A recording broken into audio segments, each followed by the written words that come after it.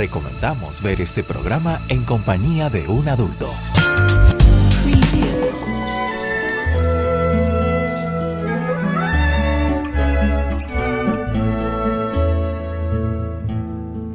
Cuando nombro la poesía, no. Un abrazo para todos ustedes que en estos momentos se conectan con nosotros a través de las redes sociales y a través de Tampaisa TV. El día de hoy, viernes, también con Manuela de nuevo. Ella es prácticamente la compinche del Viernes Vino. Entonces, Manuela, un saludo para la gente que nos está viendo a esta hora. Hola Henry, ¿cómo estás?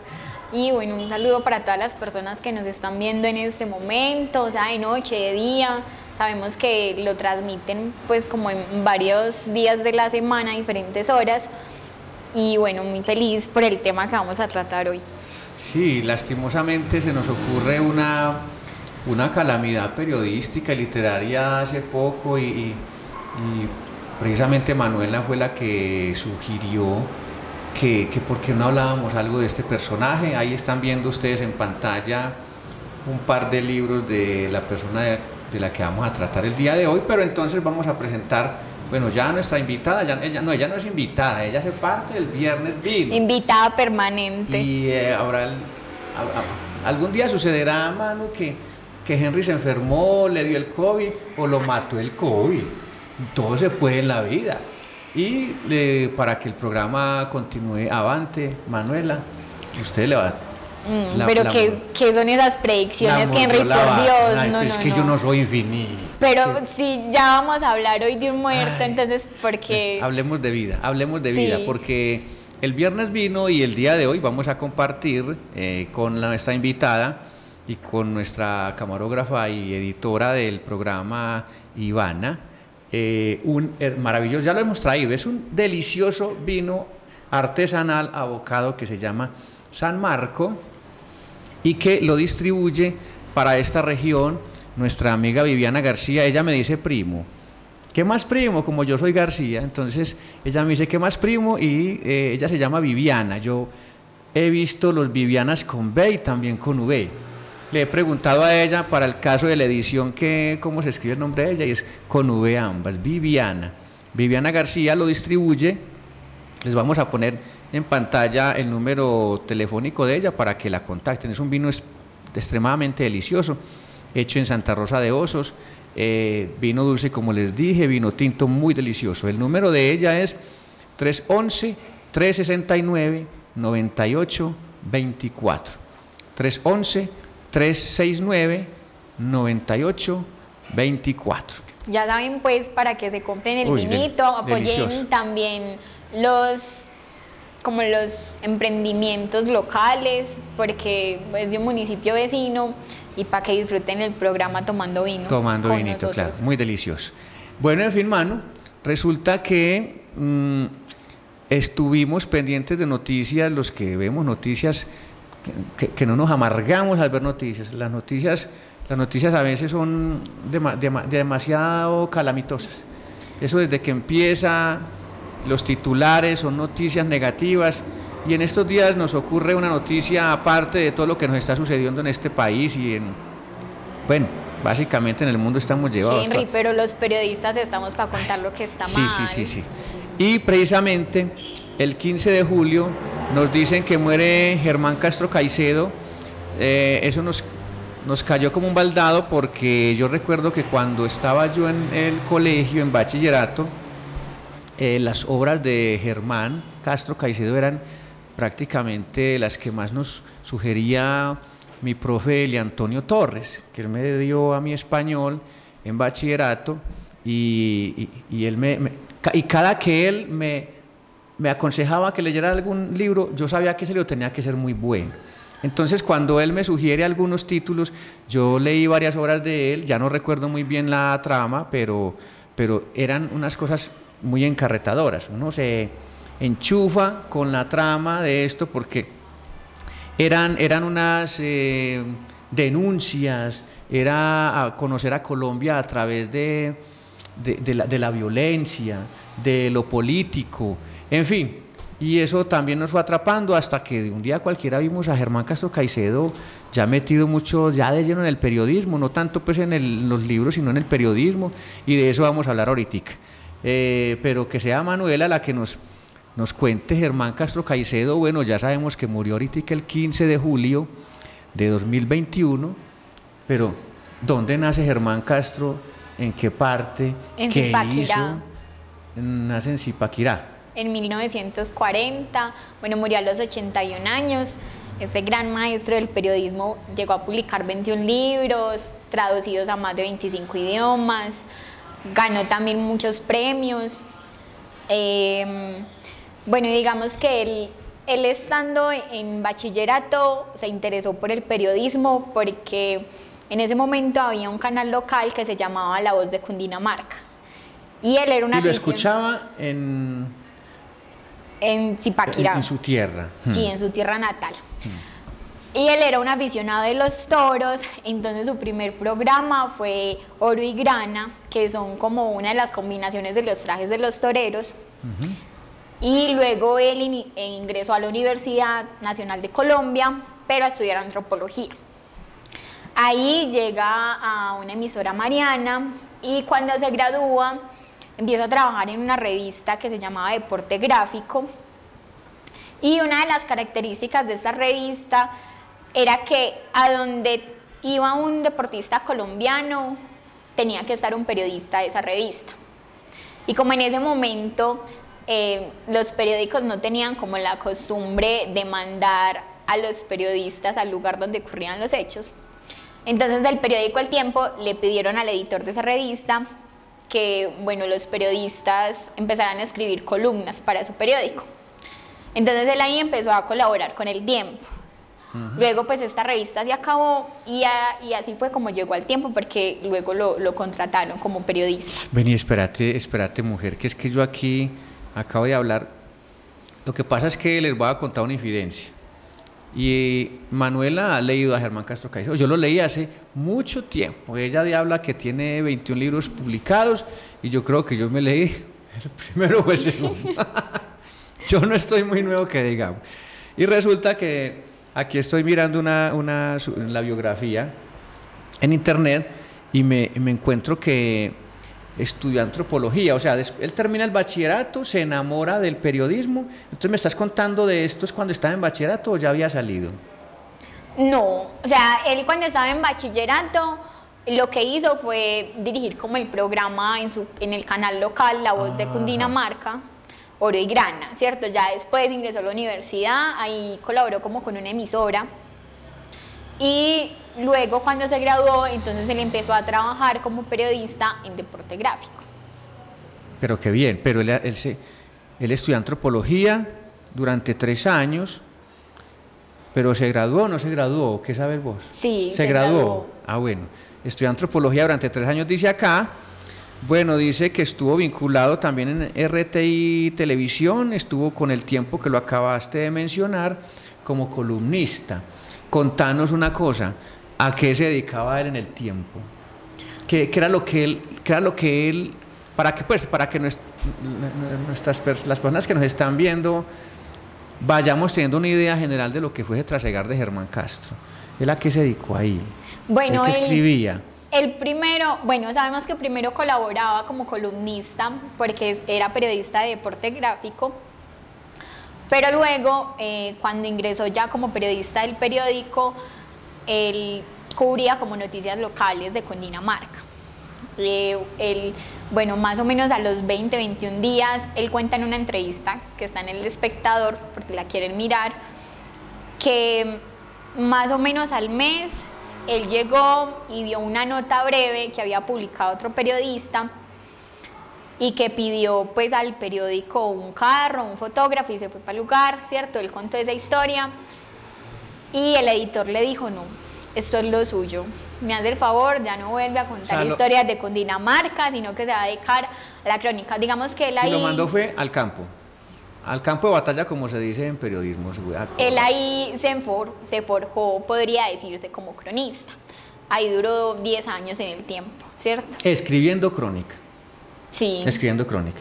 Bueno, Manuela, pregunta obligada, porque queremos que el Viernes Vino sea un programa educativo para aquellas personas que estamos apenas conociendo algo de la narrativa, ¿qué es una crónica? Bueno, pues la crónica es uno de los géneros del periodismo. Digamos que tiene la misma narrativa que la novela y el cuento. Lo que pasa es que en la crónica uno no puede inventarse ni una coma, ni un punto, ni nada, ¿cierto? Porque es periodismo. Y lo que hace es que coge una historia y la desarrolla. Y sí, trata de desarrollarla con el contraste, con la precisión. Ahí, aunque en todos los aspectos del periodismo y cualquier cosa que uno haga, pues necesita investigar. Digamos que aquí y para Germán Castro Caicedo la precisión jugaba un papel muy importante porque es lo que permite también mantener el ritmo. Y él decía que una crónica es como narrar la vida, pero narrarla bien, ¿cierto?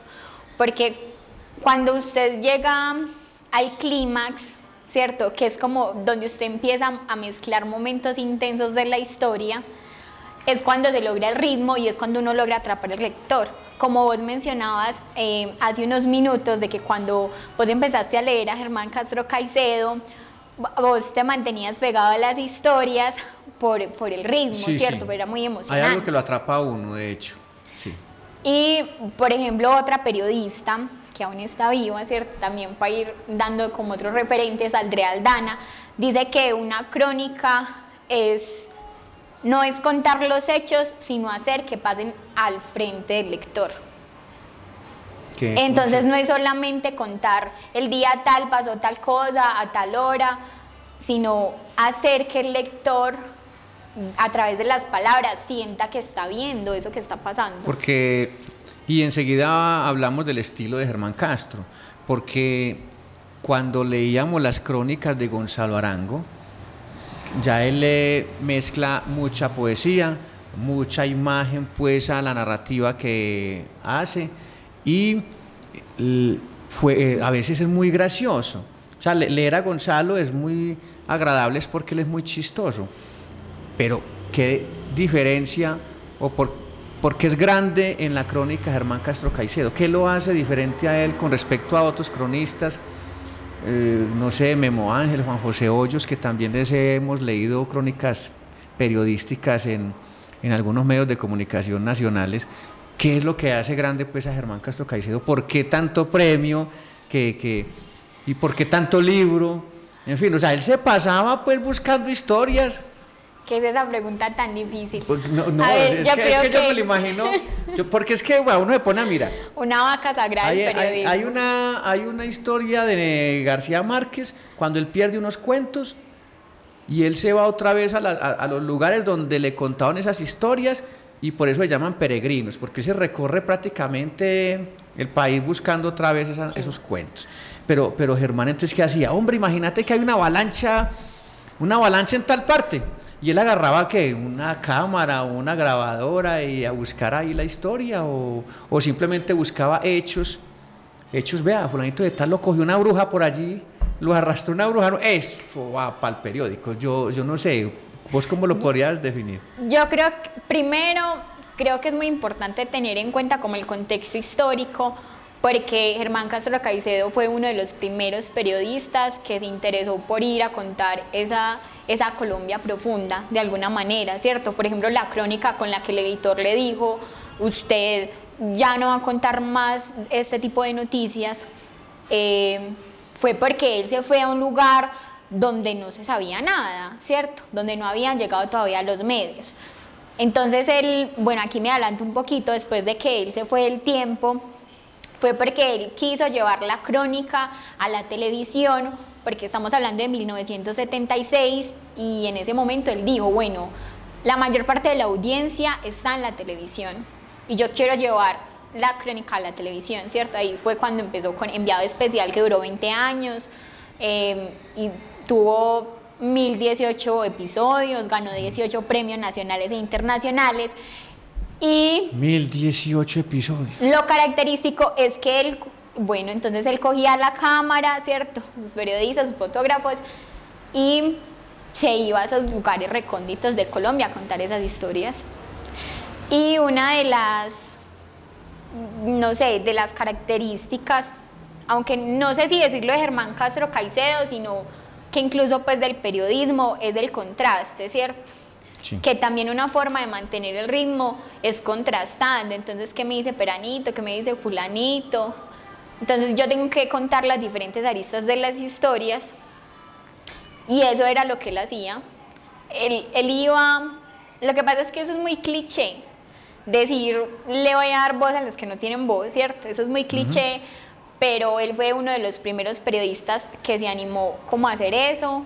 Entonces yo creo que también por eso es como tan importante su legado, e incluso pues como para la academia, porque es como, venga, vamos a andar entonces Colombia, vamos a contar estas historias. Y yo creo que por eso es como tan importante hablar de Germán Castro Caicedo. Yo escuchaba, bueno, en un pequeño promo en la W, una entrevista que le hicieron no sé cuándo a la esposa de él, y ella hablaba del sentido crítico, de que él pretendía también con sus denuncias, porque él denunció muchos casos de genocidios, de masacres, o sea, de la violencia que tanto nos ha desangrado este país, pero que él lo hacía de tal manera de que el lector también tuviera ese sentido crítico hacia las instituciones.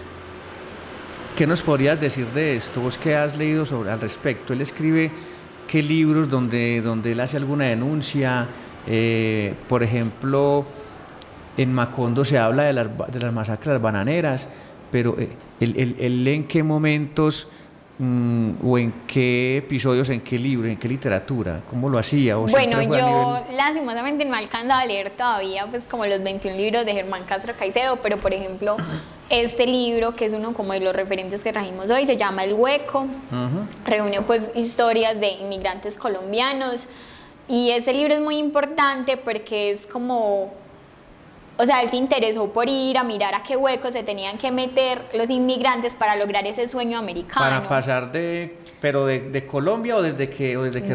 De Colombia a Estados Unidos, pues, y pasar por ¿dónde? Por México, las Bahamas y Haití. Entonces él hizo el trayecto. Sí, para él uno de los requisitos era ir al lugar. Pues en lo posible, él dice, trate de ir al lugar donde habitan esas historias que usted quiere contar. Bueno, ¿para qué nos mentimos? Él se disfrutó de eso. O sea, sí. Cuando él sufrió, aguantó hambre, buscando sus reportajes, sus crónicas, él tenía que tener un sentido de disfrute al respecto. Y enseguida, cuando logra ver de pronto un libro publicado, por ejemplo, esta maravilla de libro, publicado por Planeta, pasta dura, esto es una maravilla, en papel, pero bien fino, El Hueco, que los invitamos pues a que lo lean, prácticamente en cualquier biblioteca pública lo encuentran. ¿Sí o no, mano? Sí. Entonces, por ejemplo, estos dos son de la Casa de la Cultura acá de Yarumal, por si los quieren ir pues como a prestar. De hecho, Henry, yo creo que no es tanto como la ilusión de tener, por ejemplo, un libro en pasta dura o disfrutarse las cosas, sino que, por ejemplo, uno de los periodistas que ha sido muy mencionado en este paro nacional ha sido Alberto Tejada, un periodista del Canal 2 en Cali, y él dice que el miedo existe, pero cuando uno tiene convicción, uno es capaz como de sobrellevar ese miedo, ¿cierto? Y Germán Castro Caicedo precisamente decía que lo más primordial es el trato humano, y sin trato humano pues la vida es plana, y si la vida es plana no vibra. Entonces era como, el periodismo no está para hacer justicia, ¿cierto? Porque nosotros no somos jueces y nosotros no podemos ir a decir, va, eso está mal.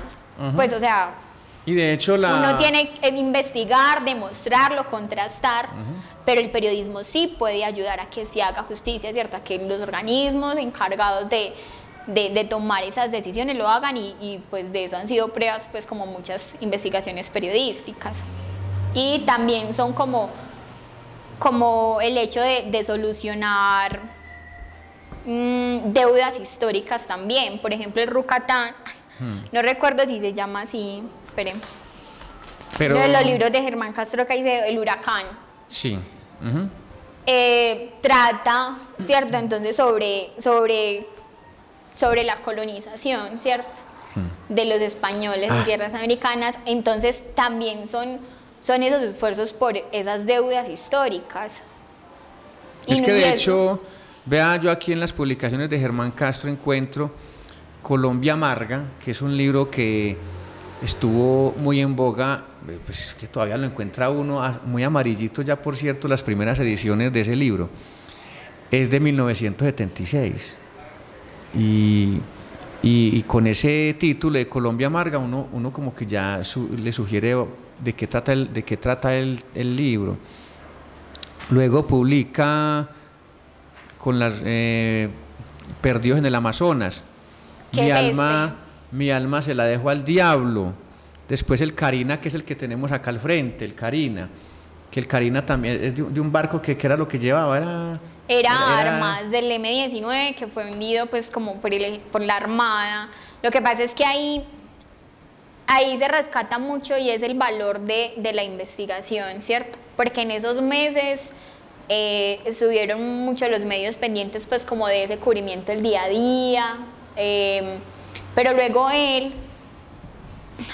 pero lo que a él le llamó la atención de esa historia es que no había testimonios de sobrevivientes. Entonces él más o menos 1 año y medio llegó y cogió, y gracias a una persona que había conocido en otra historia que le había narrado, él llegó, se fue a La Guajira a buscar esos sobrevivientes, ¿cierto? Entonces él entrevistó a unos guerrilleros, entrevistó también pues a las personas de la Armada Nacional, ¿cierto? Y ahí es donde está el contraste, ¿cierto? Entonces él empieza a contar esas diferentes versiones sobre qué pasó con ese barco, ¿cierto? Y de que sí habían sobrevivientes. Uy, pero lo que pasa es que ahí me parece como hasta agradable. Lo que pasa es que pues esta labor del periodista que se va a la fuente, busca el espacio para encontrar ese tiempo de ocurrencia de las cosas y vivir allá, no sé, meses. Yo me imagino uno llama, mi hija, no, nada, no encontraba, uno llamando a la esposa al mes, mi hija, hombre, yo no encontraba sobre. Él, por ejemplo, en el huracán él se fue para el Darién. Oiga, por Dios. El que es loco, es loco. El que es loco, le sabe todo eso, porque uno metese por allá de pronto a una selva, pasar un río en canoa. No, es que a mí eso como que no me casa. Yo soy muy poquito andariego, pero hay gente que le gustan estas cosas. Manuela es estudiante de periodismo, vamos a ver por qué se va a encasillar ella. De ver por allá, bueno, aquí transmitiendo desde la Tercera Guerra Mundial y las bombas sonando, pero bueno, al que le sabe, ¿no? Hay periodistas que son de más de escritorio, sí, hay muchos, es que editorialistas que se sientan simplemente a escribir. Hay tantos tipos de periodismo como cosas en la vida, pues porque somos tan diversos que hay muchas cosas que merecen ser contadas. No, y estilos también. Sí. De hecho, yo no sé si podríamos decir que Germán Castro Caicedo es el padre del periodismo. Él recibió un premio de periodismo a nivel nacional. Sí, Simón Bolívar. Si no estoy mal, fueron varios. Fueron varios premios. Aparte de que se gana también otros premios por el canal, el programa que tuvo en RTI fue. Enviado especial. Enviado especial. Lo que pasa, Henry, es que yo no sé, estaría cometiendo una imprecisión histórica diciendo pues que es como el padre del periodismo, porque él, por ejemplo, tenía unos referentes, ¿cierto? Unos cronistas, por ejemplo, de los 50, ¿cierto? Germán Pinzón, Camilo López, otros pues cronistas como eran Fernando, como los que él consideraba sus maestros, ¿o qué? Sí, sus referentes. Fernández de Oviedo, Bernal Díaz del Castillo, Orlando Enciso. Entonces digamos que uno no es como decir que es original, sino que uno siempre es como la suma de todas esas cositas que uno va consumiendo. Ok, Manu, vea, yo veo que usted nos trae, nos comparte un libro. Yo conozco a Manuela cuando nos trae algo para compartirnos, porque le veo unos papelitos que ella le pone para señalar. Ah, sí. Y ahí le veo algo, entonces no sé si nos vas a compartir algo del estilo, por ejemplo, que él manejaba, algún párrafo de algún reportaje o de alguna de sus crónicas. Bueno, sí, este libro es revelador, pues es uno de los libros Perdido en el Amazonas. reveladores para mí en la carrera. ¿Y trata de qué es el libro? Perdido en el Amazonas, que lo publicó en 1978. Bueno, es un exmarino que se perdió en la selva. ¿Solo? No. Digamos que la historia, bueno, aquí pues como un dato, y es que Germán Castro Caicedo generalmente en sus obras pues como él iba a los lugares, entonces él tomaba fotos, ¿cierto? Y le gustaba mucho como incluir las fotografías para darle como algo de verosimilitud a sus historias.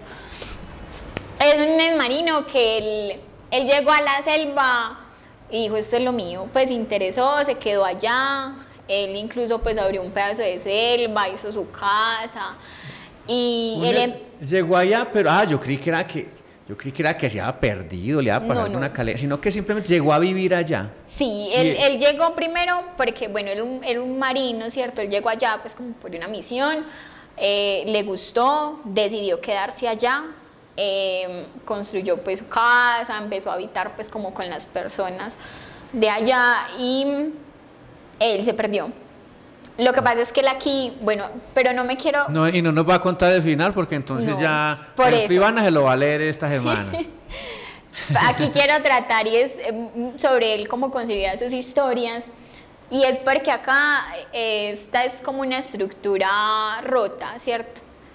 Porque él no es lineal, que uno cuenta, entonces empezó por eso, siguió por eso, sí, o sea, siguió por inicio, eso, nudo y desenlace. sino que él nos empieza a contar, bueno, quién era, que yo no sé qué, luego nos cuenta, pues entonces, porque, bueno, yo ya les conté que él se perdió, ¿cierto? Sí. Resulta que el hermano se fue a buscarlo.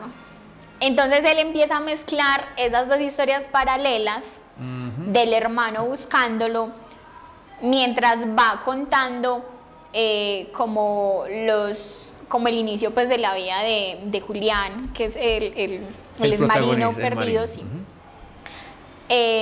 Porque se quedó allá, sus relaciones, ¿cierto? Y él iba intercalando pues como esa búsqueda, entonces uno era como que, ay, bueno, aquí me están contando pues cuando decidió ir a la marina y tales, pero en el capítulo siguiente entonces me estaba contando cuando el hermano decidió salir a buscarlo. Entonces, Germán Castro Caicedo concebía las estructuras como si fuera un carro. Pues él dice que uno primero le tiene que poner el chasis, ¿sí o qué? Entonces el chasis es la estructura. El primero, como él dice que la clave es investigar. Cuando uno tiene mucha información, entonces uno tiene que empezar a jerarquizar la información. Y a depurar, qué pesar, cuando uno empieza a depurar, porque yo también he hecho mis pinitos en crónica. Y él lo que hacía era que, así como estamos vos y yo, él empezaba a contarle a un amigo, un conocido, ves, tengo esta historia, y entonces al uno empezar a contar, uno tiene que empezar a seleccionar inconscientemente la información. Entonces él ahí iba definiendo como qué era lo más emocionante, qué era lo más importante para esa historia, e iba definiendo la estructura. Luego él ya decidía si era lineal o si era rota, por ejemplo, como en este libro. Que a mí me encanta ese estilo. Y entonces, bueno, ya él de la antropología toma la metodología y toma el trabajo de campo, ¿cierto? Él dice que la metodología en sí es individual, pues cada quien como en su camino, ¿cierto? Como escritor va definiendo como, bueno, cuáles son mis estrategias, cómo voy a escribir las historias. Pero él tenía unas claves básicas, y es, bueno, la precisión. Él, por ejemplo, a los lugares donde iba, entonces él se iba con una grabadora y grababa los sonidos. Llamaba, por ejemplo, en el huracán, él llamó a un ornitólogo para que le diera los nombres de las aves que sonaban ahí. Ah, qué bacanería. Fue a entrevistar a un pintor para que le dijera los tonos de los colores que se veían en las fotos. Habló con médicos para que le dieran primero la precisión histórica de cuáles enfermedades habían venido con los esclavos y los españoles a América y cuáles estaban acá. Entonces él decía, uno decir esta persona sufrió paludismo no es tan interesante a uno decir cómo se siente sufrir paludismo. Entonces él para eso era que buscaba esas fuentes. Él decía, nosotros los periodistas no somos como los meros tesos ni tenemos tanta sensibilidad, sino lo que hace el periodista es buscar a la gente que sabe de eso. Sí. Entonces meterse allá, pero también meter al lector. Claro. Y también, pues si es algo televisivo, también a la persona que está viendo el programa, inmiscuirlo tanto que se identifique de una u otra manera. Está viviendo eso también. Sí, exacto. De hecho, ahí te interrumpo y es para ver si de pronto yo aquí encuentro que de los libros de él algunos han sido pasados por televisión. Tal vez alguna película se ha realizado al respecto. No sé cuántas nos queda ahí como la tarea, pues como para consultar esa situación. Pero yo sí quisiera que nos contaras, nos leyeras algo, porque entonces, se nos fue el tiempo hablando del personaje, nos encarretamos tanto con él, sobre todo Manuela, pues que es la que estudia periodismo, se encarretó mucho pues con hablarnos, contextualizarnos de quién es él. Entonces hablando de la estructura, en la estructura pues hay que tener también como en cuenta el tiempo, y él dice que uno, cuando se trata de tiempos narrativos, entonces uno elige si en una página quiere contar un segundo, si quiere contar un minuto, si quiere contar un año, un siglo, dependiendo de la intensidad del relato. Y bueno, la partecita que les quiero leer es un parrafito donde él cambia los tiempos, dependiendo de la importancia de lo que está contando. Entonces, bueno. Finalizando la travesía, llevábamos una jauría de animales vivos y teníamos que conseguir cada vez más carne. Un amanecer saltamos de las hamacas y caminamos selva adentro hasta cuando vimos claridad. Debían ser las 8 de la mañana. Escuchamos la algarabía de un grupo de churucos que cruzaba por allí. Julián disparó sin calcular el orden de la procesión y frente a nosotros cayó uno. Intentó ponerse de pie 2 o 3 veces, pero solo pudo levantar del piso la cara y un hombro. Apoyándose en una pata y un brazo, se puso la mano sobre el pecho, la herida, y un ataque de convulsiones vacías pasó los dedos por el rayo de sangre. Los llevó frente a sus ojos, los miró, nos miró, a nosotros fijamente, y vi que le salían 2 lágrimas. En aquel momento creí ver a un niño malherido que no comprendía lo que le estaba sucediendo, pero sentía dolor. Veía sangre y presentía el fin de la vida. Al tiempo, con las lágrimas, lo escuché gemir. Entonces ahí vemos que el primer encuentro entonces habla de la travesía, dice que unos días pues necesitaban más carne, que ya saltaron una hamaca, pero entonces cuando cuentan lo que le pasó a Julián, entonces el tiempo se va volviendo más lento, hasta que define los movimientos precisos de que entonces que tuvo una serie de convulsiones en los brazos, que le salió un rayo de sangre, que él lo miró, nos miró a las personas que estábamos allí, luego cuenta cómo sintió o cómo era Julián a los ojos de la persona que estaba presenciando eso. Entonces como que él ahí mantiene como el clímax, porque también decía que es ser como un albañil, entonces que él en sus historias, no solamente pues hablando como de crónicas, sino que él en sus historias es como construir un techo, y para que el techo no se le caiga, usted tiene que tener las suficientes columnas. Entonces cada columna representa un clímax, un momento intenso en la historia. Entonces de la medida que va escribiendo, él va definiendo pues si le quitó esta columna, si necesita más columnas. Es bien interesante. Muy bien, pues Manu, no siendo más, aquí les contamos a ustedes que el tiempo se nos agotó. Invitarlos a leer a Germán Castro Caicedo. Despedirnos y y con la obra de él. Bueno, no sé, quiero terminar con algo que vi en una entrevista. Bueno, también decirles que hay unos programas de enviado especial en YouTube y una entrevista muy buena que le hizo a Gabriel García Márquez, por si lo quieren consultar. Él en una entrevista con El Espectador dijo que los periodistas eran como Cherizade en Las Mil y Una Noches, porque ella toda la noche le tenía que contar al sultán una historia para que al otro día no lo matara. Él decía que la muerte para un periodista es que la gente se cansara de leerlo o de escucharlo o de verlo. Yo creo que incluso no es tanto, o sea, sí para los periodistas, pero también para los escritores, para los músicos, para cualquier persona que se dedique a algún arte e incluso en la vida, porque cuando uno lo recuerdan, ya murió.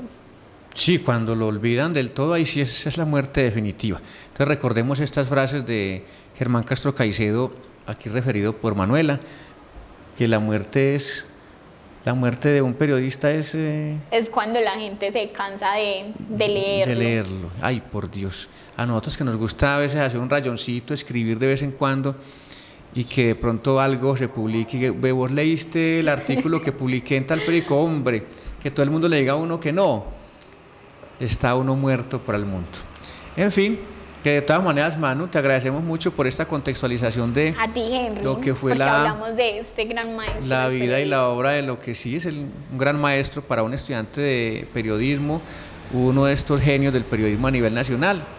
Podríamos decir que el papá del periodismo a nivel nacional, porque él nos enseñó a vivir el periodismo, a vivirlo en el campo y a escribirlo, a llevarlo al papel y también a llevarlo a los medios de comunicación ya audiovisuales. Ya es otro cuento. O sea, él rompió ahí el periodismo en dos. Manuela, muchas gracias. A Viviana García otra vez un agradecimiento por este vino Abocado San Marcos. Les recordamos el número telefónico para que la llamen, para que prueben este vino delicioso, vino tinto dulce. 311-369-9824. 311-369-9824. A Viviana le agradecemos mucho por habernos compartido esta maravillosa botella y a ustedes por soportarnos y por aguantar este maravilloso tema que también me encanta a mí. Me encarretaste mucho, mano. Lograste transmitirme un mensaje muy maravilloso. Yo volé mucho rato imaginándome cómo lograba él sus historias y va a leerme ese libro, no lo he leído. Es muy bueno, y de pronto para los jóvenes un libro que puede ser muy bueno, que yo ya me lo leí, se llama Colombia X, y él ahí cuenta la historia de diferentes jóvenes, pero de diferentes jóvenes con diferentes realidades, ¿cierto? Con diferentes estratos, posiciones, oportunidades, sobre la manera como veían el país y cómo la vivían. Y para mí fue un libro muy revelador. Entonces ya saben, Colombia X de Germán Castro Caicedo, más estos otros que los encuentran en biblioteca. Ya saben que en cualquier biblioteca encuentran obra de Germán Castro Caicedo. Y en internet también. Y en internet, recuerden la entrevista que nos acaba de referir Manuela, la entrevista que le hace Germán Castro Caicedo a Gabo. En fin, en YouTube también encuentran muchas cosas al respecto para que estudien este maravilloso personaje y para que no lo olviden, porque alguien tan grande, tan gigante, no merece ser olvidado, y menos por nosotros. No por nosotros los jóvenes, por ustedes los jóvenes. Entonces, en fin, nos despedimos de ustedes con un brindis con la copa vacía, porque ya sí, ya no hay vino. No, sí hay todavía un vinito, no, pero vamos a servirlo, Manu, claro, para que esto sea en serio. Yo no sé cómo le pareció a Ivana, que se compartió, se estaba ahí sorbiendo, catando un maravilloso vino Abocado San Marco. Y vamos a hacer el brindis oficial de conclusión de este programa, Manuela. Entonces ya saben ustedes, el próximo viernes volveremos con otro tema, porque el viernes vino. Salud, Manu. Salud. Gracias, Manu. A ti.